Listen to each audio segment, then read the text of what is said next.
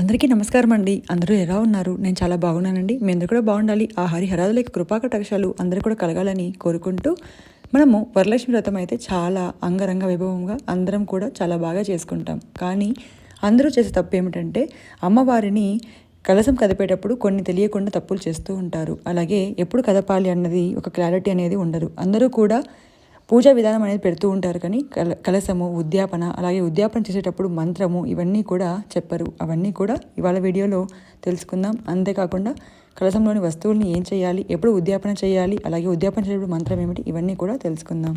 వరలక్ష్మి వ్రతము శుక్రవారం చేస్తాం కదండి. అమ్మవారిని చాలామంది 3 రోజులు పెట్టుకోవాలి అని ఆదివారము అంటే కలశం కదుపుతూ ఉంటారు. అలా చేయకూడదండి. శనివారము ఉదయాన్నే మనకి 9:30 నుంచి 10:30 వరకు, 9 నుంచి 10:30 వరకు రాహుకాలం ఉంది కదా, అంతలోపే కానీ ఆ తర్వాత కానీ మనము కలశం అనేది కదుపుకోవాలి. అలాగే కదపకూడదండి. ముందుగా మనం పునః పూజ అనేది చేసుకోవాలి. అంటే అమ్మవారికి మళ్ళీ దీపారాధన చేసుకోవాలి. ధూపం, దీపం, అలాగే కర్పూర హారతి అలా అన్నీ కూడా ఇచ్చుకున్నాక మనము ఈ మంత్రం చెబుతూ పసుపు వినాయకుడిని అలాగే అమ్మవారిని కూడా 3 సార్లు పక్కకి జరపాలి. ఆ మంత్రం ఏమిటంటే, ఓం యజ్ఞేన యజ్ఞమయ జంత దేవాస్తాని ధర్మాని ప్రథమ్యానాసం దేహనాదం మహిమా సజంతే యత్ర పూర్వే సద్యా సంతి దేవః ఓం వరలక్ష్మీ దేవి యదా స్నానం ఉద్యాసనయామి శోభనార్థం ఆగమనాయ చ అని మనం ఉద్వాసన అనేది చెప్పుకోవాలి. తిరిగి ఆ దీపాలన్నీ కూడా కొండెక్కిన తర్వాత ఒక 2 అవర్స్ తర్వాత, లేదా దీపం ఎంతసేపు వెలిగితే అంతసేపు తర్వాత మనం అన్నీ కూడా ఇంకా శుభ్రం అనేది చేసుకోవాలండి.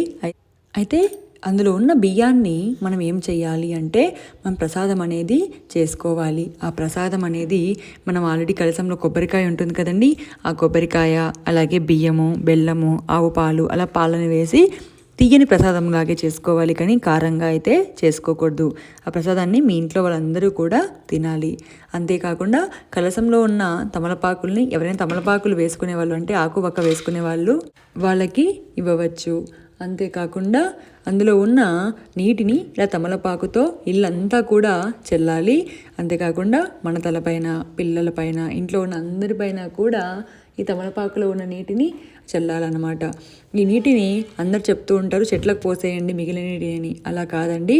మీరు కలశం పట్టేటప్పుడే అందులో మనం అన్నీ కూడా మంచి వేసి ఉంటాం.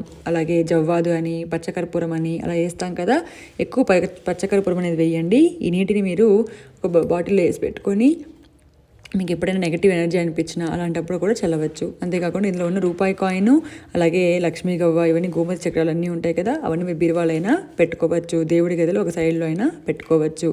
అలాగే ఇలా ఫ్రెష్గా ఉన్న పూలు ఉంటాయి, మనకు పడే బుద్ధి కాదు. వాటిని ఏం చేయాలి అంటే, ఇంటికి బయట గడప దగ్గర కానీ, లేకపోతే డెకరేషన్ ఏమైనా ఊర్లీ డెకరేషన్ ఉంటుంది కదా, మనం ఇంట్లో రోజు పువ్వులు పెడుతూ ఉంటాం కదా, వాటికైనా కూడా మనం ఈ తమలపాకుల్ని అలాగే వీటిని అన్నిటి కూడా వాడుకోవచ్చు.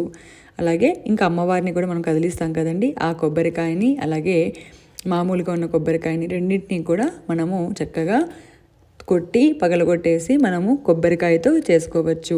తేమ తగలకూడదండి. తేమ తగిలితే కొబ్బరికాయ కుళ్ళిపోతుంది. అందుకే చక్కగా నీళ్ళు అనేవి ఎక్కువ కాకుండా తక్కువ పోసుకోండి.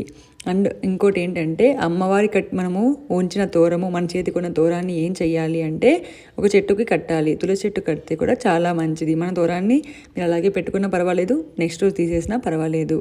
మనం అమ్మవారికి వాయనంగా పెట్టిన వస్తువుల్ని ఏం చేయాలి అంటే, ఇవి మాత్రం మనమే వాడుకోవాలండి.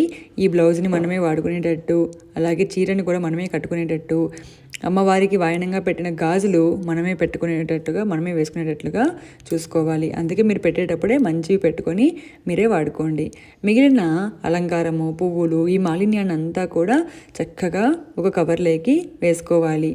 అయితే ఇక్కడ పరకన అనేది యూజ్ చేయకూడదండి. కేవలం గుడ్డతో మాత్రమే మనం క్లీన్ చేసి పెట్టుకోవాలి, క్లీన్ చేస్తూ ఉంచాలి.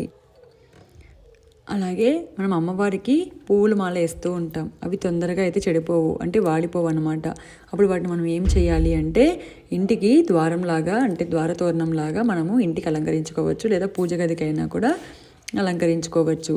ఆ తర్వాత అందులో ఉన్న మనం పువ్వులంతా కూడా, నేను మామూలుగా ఇప్పుడే కాదండి, ఎప్పుడు కూడా మనం దేవుడికి వాడిన మాలిన్యాన్ని అంటే పువ్వులని ఎప్పుడూ కూడా నేను చెత్తలో కానీ పారే నీటి అయితే మా దగ్గర లేదు కాబట్టి చెత్తలో వేయనండి.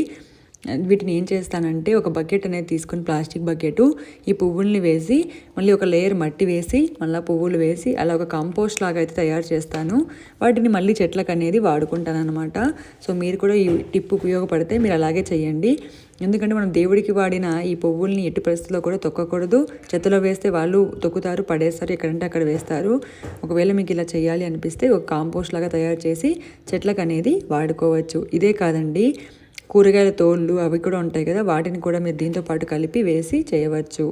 ఇలా మనము చేసుకున్నట్లయితే మంచిదండి. ఈ మాలిన్యాన్ని అంతా కూడా ఎవరు తొక్కని ప్లేస్లో వేయాలి లేదా పారే నీటిలో వేసినా కూడా సరిపోతుంది.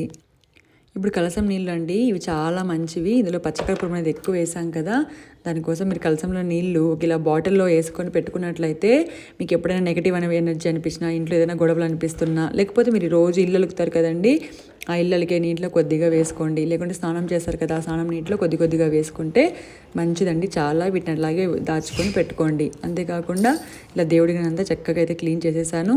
దాంతోపాటుగా ఇంటి ముందు మీకు చెప్పాను కదా పువ్వుల మాలను ఇలా వేసేసుకోవచ్చని, ఇలా కూడా వేసి చూపించాను అనమాట. ఇలా అన్నీ కూడా మనం చక్కగా నీట్గా క్లీన్ చేసుకోవాలండి. శనివారం ఉదయాన్నే ఇవంతా కూడా మనం చేసుకోవాలి.